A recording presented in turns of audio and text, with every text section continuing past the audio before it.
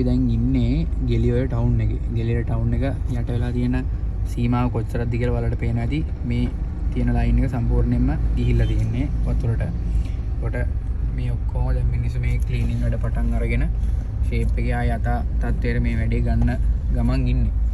මේ පැත්තට එනකොට අනිවාර්යයෙන්ම මාස්ක් එකක් දාගෙන එන්න. මොකද මේ සෑහෙන ගඳයි මේ පැත්ත. ඒ වගේමයි සෑහෙන විස බීජ ඇති. ඒ වගේමයි හිතා ගන්න බැරි තරමේ ලොකු බ්ලොක් එකක් තියෙනවා. මොකද මේ කඩවල වල තියෙන බඩු ඒ ඔක්කොම පාරවල වලට දාලා මිනිස්සු මේක ක්ලීන් කරන ගමන් ඉන්නේ. එතකොට අවශ්‍යම දෙයකට රෙන්න අනවශ්‍ය කටයුතු වලට මේ පැත්තට එන්න එපා.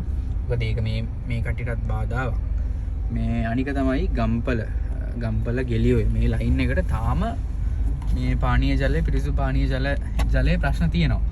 එතකොට වතුර මේ කට්ටියට මේ ටවුන් ඒරියාස් වල පවා ප්‍රශ්න තියෙනවා. පුළුවන් නම් ඒ වතුර ගැටලුවට කවුරු හරි මැදිහත් වෙලා මේ පොඩි හරි විසඳුමක් දෙන්න.